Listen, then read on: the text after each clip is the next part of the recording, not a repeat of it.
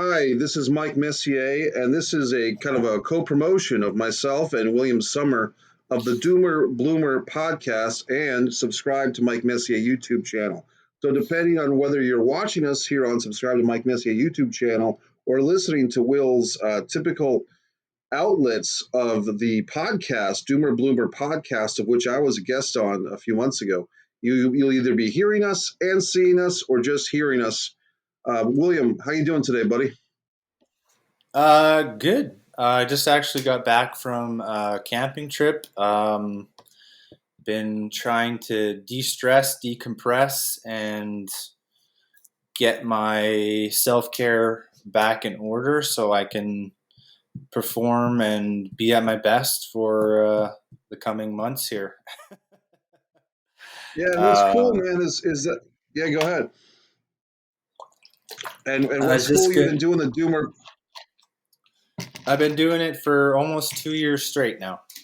Well, I was going to say Been that the Doomer Bloomer yeah, the Doomer Bloomer podcast is all about self care and self treatment and improving one's life and the life lessons that your guests share with you, which can help the listener, and that's what it's all about. You know what I mean? So what's going to happen for about 7 or 8 days is I'll be guest hosting a couple of episodes. I think we've got 2 or 3 episodes that are locked in, and maybe you'll add another one for me. But basically, give some cross promotion here. Let's talk about some of the history of the Doomer Bloomer podcast. What made you want to do that podcast or do a podcast in the first place? How did it all come to be, Will? Well, the Doomer Bloomers was a brainchild of myself and my friend John Wynn, as he likes to go by on the podcast, and really, it was a way for me to cure my insomnia at first, uh, because I'm a type of person who has a lot of things on the go all the time, and it's sometimes hard for me to sleep at night because I just have all these ideas running multiple tracks in my brain at the same time. And I like to be busy, but not, you know, not like overrun. So the podcast was a way Right. to, get our voice out there and provide a platform for people who don't necessarily have a voice.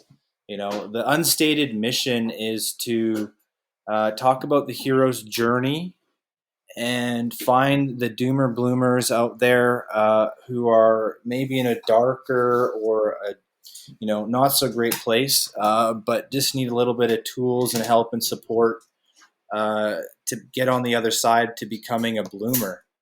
Um, and that's the type of audience and the type of listener and the type of people that we're looking for. We're really trying to build a community of people trying to better themselves, better their lives. Whether in entrepreneurship or just working a regular job. That's what it's all about, right? Trying to become a better human being at the end of the day. The term doomer bloomer, when I did your show, it's an interesting term that I don't think I really had heard before. And it's spelled doomer, Doomer, and then bloomer, the traditional bloomer. But it's almost like it could be spelled doom, Doom, or Or, bloom. Doom or bloom. You know what I mean? Because it's like depending on your perspective of where you're at in your life, you could feel like you're in impending doom, especially with these past, 16 or 18 months we've all experienced worldwide, together as a world community. There is a feeling of doom. And so it's an interesting thing of how do you go from that? And people had problems before 16 or 18 months ago. The world wasn't perfect 16 or 18 months ago either. You know what I mean? So, how do people go from that feeling of, man, my life's not on track? I don't feel like I'm doing what I should be doing. I wish I was doing something else. I wish I lived somewhere else. I wish I didn't have this relationship that I'm in or a lack of relationship. Uh, and then it's like, how do you turn that around to make things bloom? That's what I got from the show title. Am I on track there, or is there more to it, or is it different? Well, I mean, the unofficial tagline for the show is "We are the cure for COVID-19." And I mean that in the sense of like COVID-19 is not necessarily a physical disease sometimes. As you mentioned, it's permeated culture in such a way it almost feels like that's the only thing everybody is talking about constantly. And Right. it's kind of a way like it was the doomer bloomer, like a traditional doomer. If you look up the term doomer on, let's say, an Urban Dictionary, it's generally defined as somebody in their mid to late 20s. They're either hardcore addicted to some substances, whether that be drugs, alcohol, etc., etc., and then they have a existential dread or existential view that the world is never going to get better. And then on the opposite side of the coin, Mm. a bloomer is somebody who has basically again turned their life around and became more on the sunnier side of life. And I just combined them, or John suggested that we combine these two terms or these two opposing ideas, kind of like the yin and yang. So like the dark interspersed with the light, and we all have that Right. shadow, like Carl Jung calls it the shadow. So a true doomer bloomer is somebody who has fully integrated the darker or the deeper depths of themselves and have been through that hero's journey, the dark pit of despair, and come out the other side uh, a better, more complete person, if you will. So I don't really like I don't pigeonhole the term, especially when you look at the logo. There's so many different symbolisms there. If you get doom or bloom out of the title, then that's what doom or bloomer means to you. It can be Sure. interpreted in very many different ways. There's no one way or one correct way to look at it, in my opinion. Yeah, when you mentioned the logo, and I remember I purchased one of your shirts, which I'm sure I'll wear during the podcast that I'm the guest host of.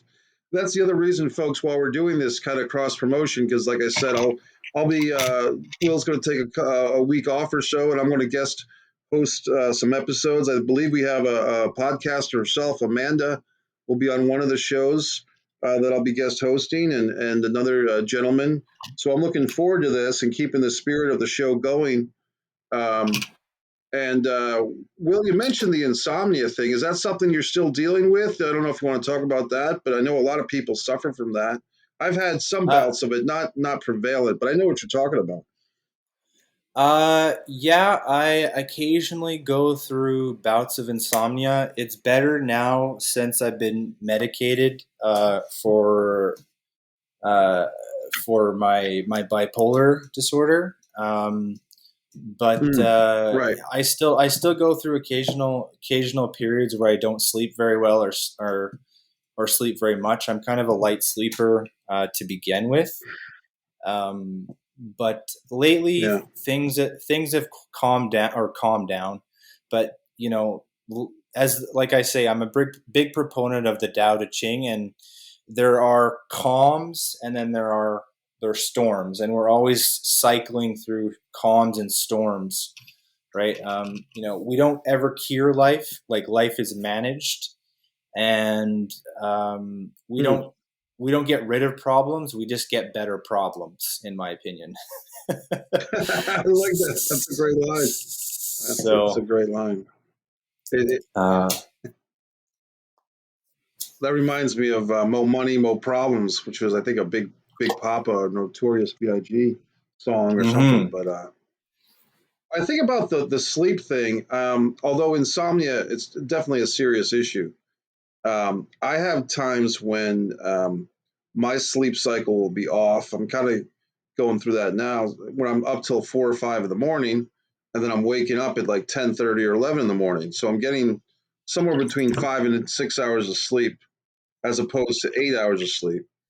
But I did read something once in a book that was either about exercise or health or something. And it said that the human, for the most part, your body doesn't necessarily want to subscribe to a standard. You're awake for 16 hours and you're going to go to sleep for 8 hours, and it's going to be the same routine day in and day out. For the rest of your life, your body is going to have like a kind of a 26-hour cycle. Or the way that I explained it was, it's basically natural to have some nights where you get less sleep and some nights where you get more sleep. Now, that's not the same as having insomnia where you're not sleeping for several days on end. Don't get me wrong. But if you have some nights where, like, hey, I got 4 hours of sleep for a night, or even two or three, but you functioned, that might be okay. It's okay not to have a perfect sleep schedule, is just my little point here. That's all. Yeah, like it's summertime right now, so my sleep schedule is a little more like lackadaisical. Um, but generally speaking, I try to keep it the same, like 10 at night, and then I try to be up by 6 in the morning. But that doesn't necessarily work for everybody, but it works for me. If I keep to a regular routine, I generally perform better. Um, but Yeah. there's no cookie cutter options in my opinion. Um, that's why, like, when I get different when I talk to different people or different guests on the show, I try to get as much varied opinions about different topics as possible, because just because something works for somebody won't necessarily mean that it's going to work for somebody else, right? Like the last episode, we were talking about Correct. how meditation can help you snap out of depressions, or like having a decent morning routine can help you get over long-term depressive cycles. Um, but if you're in a deep depression, sometimes it's hard to snap yourself out of it just by you know doing regular things. It really depends on where you are in that depression. Um, so, Right. but There was something I saw recently, Will, that was like, it was something about like anxiety. Um, and basically, the statement was, people feel like they have anxiety, and sometimes they go to a doctor and get a pill for anxiety. But it's like, wait a minute, maybe you're anxious about something that's wrong in your life. For instance, if you have a job that you can't stand and you have anxiety, sure, you can take a pill for the anxiety, which might numb the feeling. However, you still have that job that you can't stand, or you're still living right, in a city that you don't like or you've outgrown, or you're not making enough money, or you're in a poor relationship with a spouse, or you don't talk to your kids. So sometimes society has lent itself to, well, if you exercise more, or maybe you eat less chocolate, or you eat more chocolate, or if you take this pill, then you won't feel your anxiety. But if you kind of examine, why am I feeling anxiety? It's because I have a bad relationship with my spouse. I have a bad relationship with my parents, bad relationship with my kids, bad relationship with my boss. I hate my job. And if you actually took the time, it might be tougher to say, well, maybe I got to quit this job and find a new one, or find a new one before I quit the old one. Or maybe I have to see a therapist with my spouse, or maybe we have to split up. But sometimes you have to actually hit those, find the core of the problem rather than try to numb it. Whether you know what I mean? well, that would be called a band-aid solution. I think a lot of the times we get offered band-aid solutions for a lot of deeper set issues. Um, and like I was alluding to or talking about earlier, is that we all have that shadow or that darker self inside of us, and if we start pushing that down or pushing that away, it can come back and bite you in the ass in really unexpected ways. I know for myself, like if you have unprocessed trauma that you haven't dealt with, um, it can really come back and hit you really hard unexpectedly.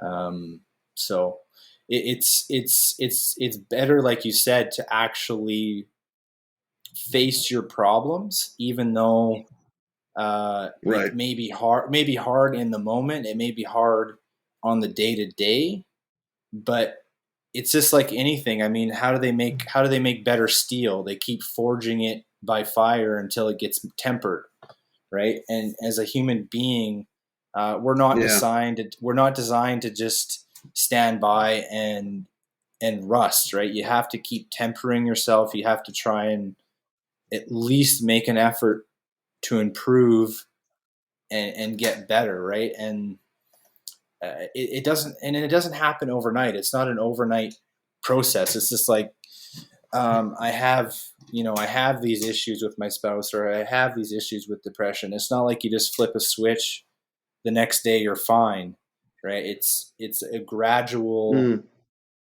step by step process. It's not like you take 2 steps forward and then another step back. It's just everybody progresses at their own time and their own pace, and there's no one right way or wrong way to do anything, in my opinion.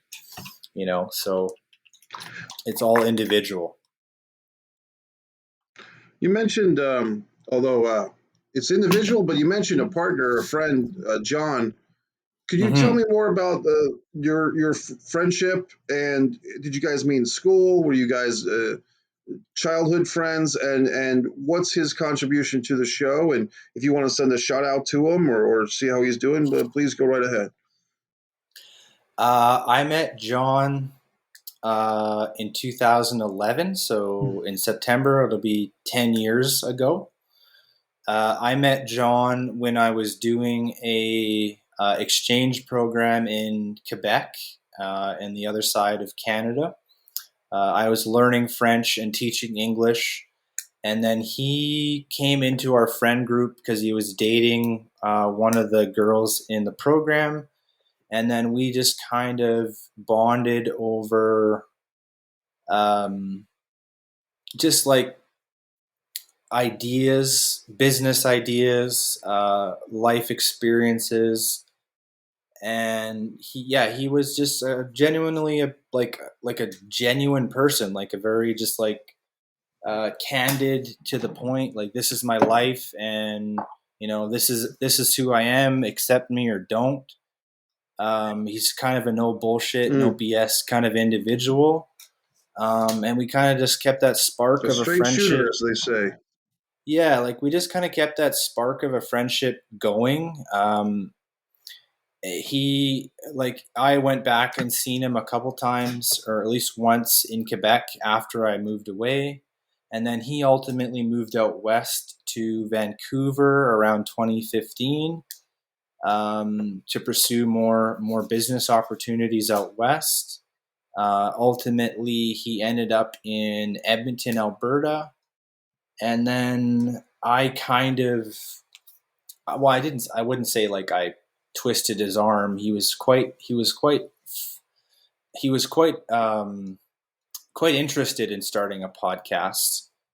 And we initially started it just between the two of us, again, to kind of just uh, make a commentary on the state of the world at the time, like especially during, it would have been like in the heyday of the Trump era, and like how gonzo Mm, the political culture and what we call clown world order had become.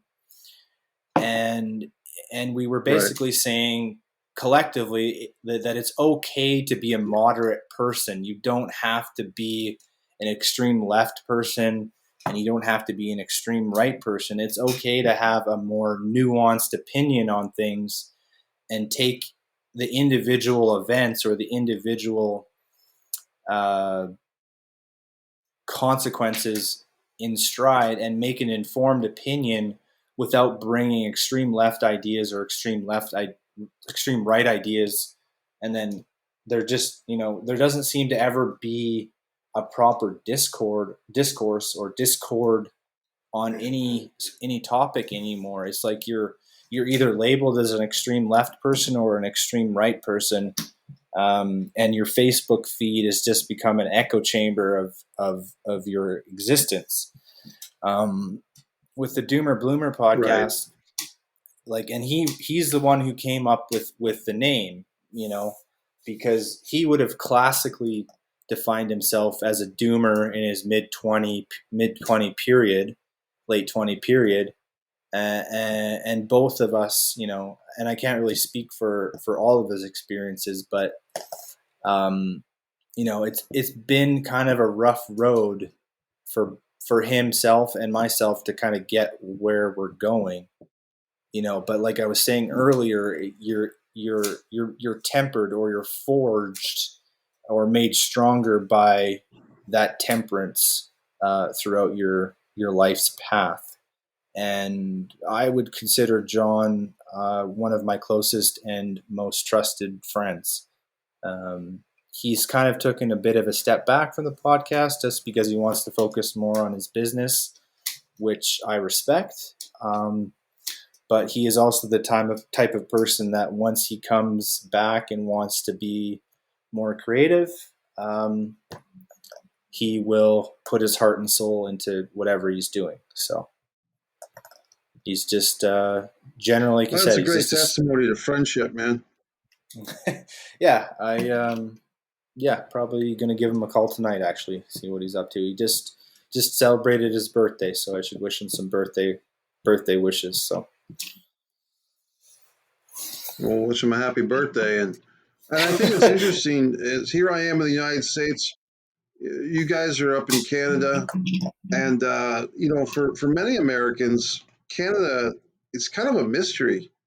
To be Yeah. honest, I mean, we kind of get our sound bites, like we get our Michael Myers and we get our Catherine O'Hara's, and we enjoy hockey. At least I do. Although Tampa Bay here in Florida was successful in winning a couple of championships, but most of the players are Canadian, so and we enjoy the "O Canada" song. It's a great national anthem. It's a wonderful song. Um, so I think there's an interesting dynamic with America and our neighbors to both the north and the south, meaning Mexico, that with Mexico, it's almost. I mean, you talk about the wall and who's going to pay for this wall, and there's almost this tension with Mexico. But every once in a while, someone wants to go down there and party it up for a week and don't drink the water. So there's kind of this condescending attitude with Canada, at least from my perspective, Will. And I am French Canadian myself, heritage wise. So, but there's a bit of a vagueness to me, and I could be wrong. But when America thinks of Canada, we don't quite know what to think or quite know what to have an opinion, and there's no, you know what I mean? There's no set of rules that say, well, you're an American and you think of Canada this way. It's almost like we don't know what to really to think or to say. Just kind of thinking out loud here. You know what I mean? So, Well, it's funny you should say that, because the original name for the podcast it was going to be called the Maple Truths, or like the Maple Truth, and it was supposed to be a Canadian perspective on American uh, politics, culture, and society. But we kind of ultimately went with something that was more universally able to grow. Whereas I didn't want to pigeonhole ourselves into like we're the Canadians that just talk about American politics and stuff. I kind of wanted to be more diverse in opinion. So there's still an element, I think, of that Canadian identity, and we do often speak to it every once in a while when we are discussing different issues that come to light. But that was then. This is now, and I think what we've ultimately created long term is more relatable.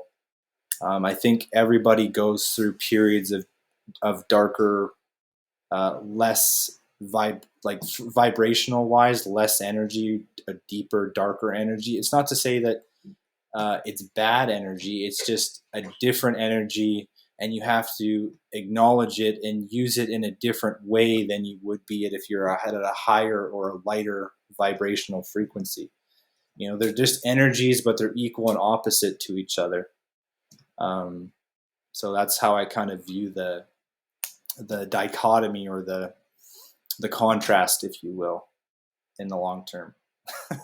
Well, I think that's a great point, and a great point and a great approach, because I mean, look, I've watched a lot of Tony Robbins stuff, and the gentleman, he passed away. He was a really good guy, public speaker. Drawing a blank on his name, of course, but they're Dyer, Wayne Dyer. They're, Oh I think, yeah, with yeah, if you're that's talking right. about self help in particular, yeah, Wayne Dyer was really good. But if you talk about self help and motivation, um, it's a thing where without acknowledging, oh, cool, without acknowledging that sometimes life is just tougher than other times for the individual.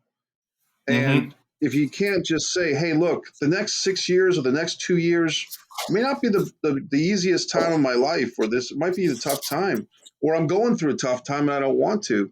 If people don't acknowledge that and tip their hat to it, and just try to put it's just jumping jacks your way out of a bad mood, that's not always going to be effective. So I think what's cool about yourself, Will, is that you're very open and honest about, hey, I'm taking on some issues, and this podcast serves to connect with people on a level that they don't have to feel like the perfect sunshine meme. It doesn't always have to be Skittles in the park every single moment. There can be times when you use that different frequency to accomplish great things and to make things happen, or even set the table for things that might happen 3 or 4 years later. So it's been great talking to you about this, Will. Is there anything else you want to say about yourself, your history, or the show before we prepare for this week of guest hosting spots for myself?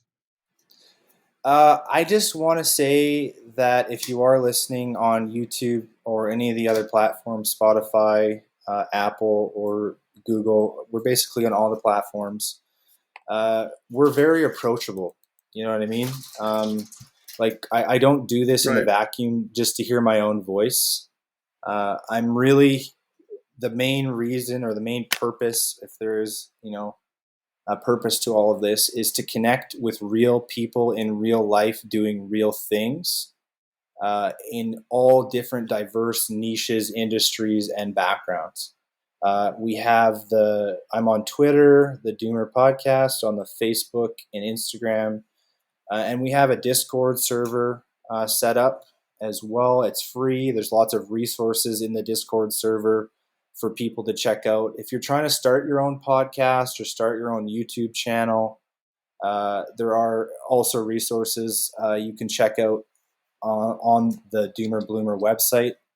And if you're just surfing the internet or surfing the web and you got nothing better to do, just go to www.thedoomerbloomerpodcast.com, all one word, and all of the history of the episodes. We're up to almost, this will be the 45th episode overall in the 2 years. So we have quite a history built up on a lot of different topics and a lot of different speakers in a lot of different areas. So I'm not the type of person that says, hey, watch it from start to finish.